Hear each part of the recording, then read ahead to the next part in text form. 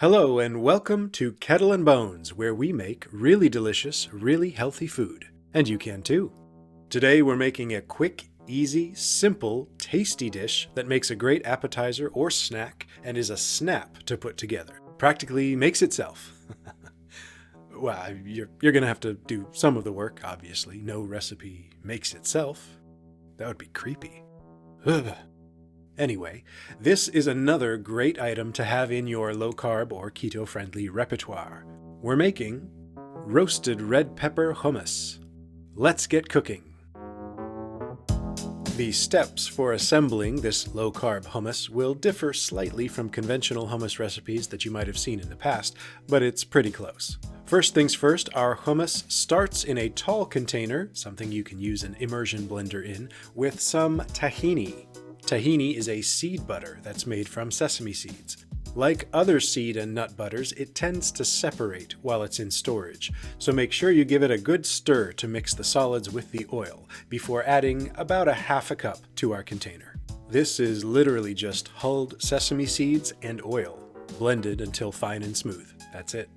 In fact, tahini is so similar in that regard to peanut butter, maybe it should have been named tahinut butter. Tahinut butter, I like that. That could catch on. To our tahinut butter, we are now going to add the juice of half a lemon. And using an immersion blender, I'm mixing this until it's smooth and light, which this is not. This isn't smooth and light. This is thick and clumpy. If that happens to you, add a little cold water until this becomes smooth and light. Much better. The next thing we're going to do is add some flavor to this. In a pan, I've dry roasted about a teaspoon of cumin seeds for a couple minutes on medium heat.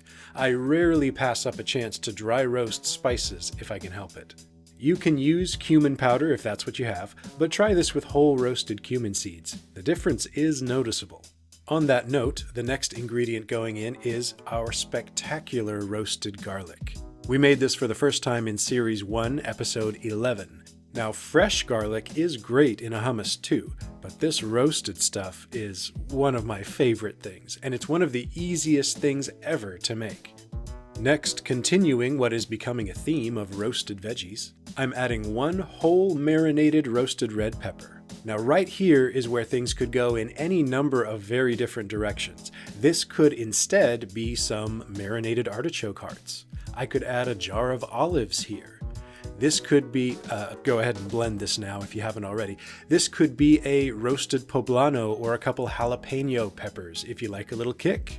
It could be sun-dried tomatoes.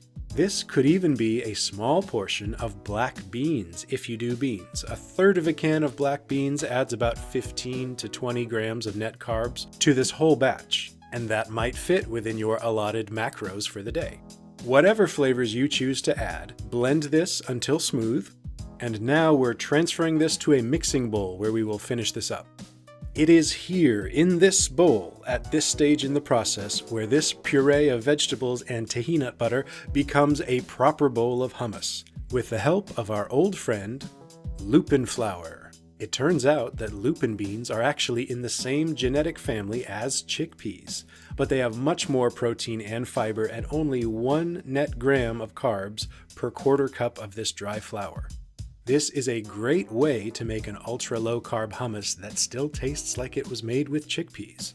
I'm adding just a modest sprinkle at a time, along with a swirl of olive oil, and switching to a hand whisk now, let's mix this in.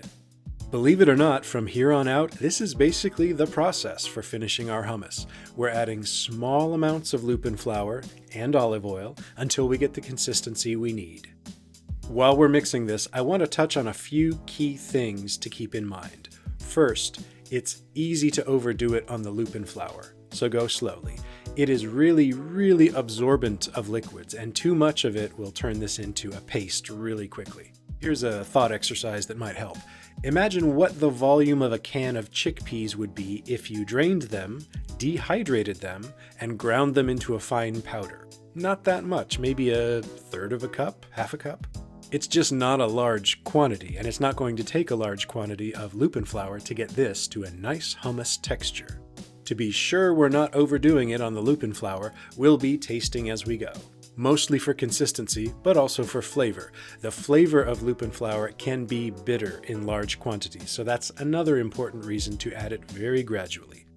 We're going to get a good, thick, smooth, rich-tasting hummus by balancing 3 remaining ingredients: the Lupin flour, the olive oil, and cold water. Cold water helps to lighten and smooth this out. It's the comic relief of our hummus recipe. Keeps things from getting too heavy. You might be thinking, why did we switch from a blender to a hand whisk? Why not blend this whole thing? Well, that's because of the olive oil. Extra virgin olive oil molecules actually break down when they encounter friction and heat, causing them to taste bitter. A blender introduces both friction and heat, so if you're working with extra virgin olive oil, you generally don't want to blend it at high speeds. You need to treat it gently. We could probably get away with gently pulsing this with the whisk attachment on the mixer, but it really is safer to just stir the olive oil in toward the end by hand as we're doing now. When the consistency is where we want it to be and none of the primary flavors are overpowering the others, we can season to taste with salt and a little freshly ground black pepper. Yes, that is it. I'm going to serve this in a wide bowl, and let's make some wavy ridges on the top using a spatula, and drizzle some more olive oil. Sprinkle some paprika for color and flavor, add a handful of roasted pine nuts, and garnish with something leafy and green. And I'm sure you know how to eat hummus. I don't mean to insult your intelligence, but just in case you're drawing a blank, let's serve this alongside some fresh, crunchy celery and some thick-cut cucumber chips. Oh, and do you remember Series 1, Episode 2, our seed crisp bread crackers? Those are perfect for this, savory, light, and crispy. And that right there is a deliciously savory hummus platter, ridiculously low in carbs. We're in the neighborhood of 4 to 5 net grams for the entire batch. Happy scooping.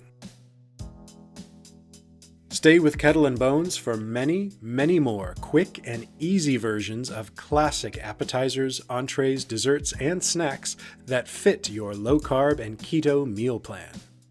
But for now, just enjoy your roasted red pepper hummus.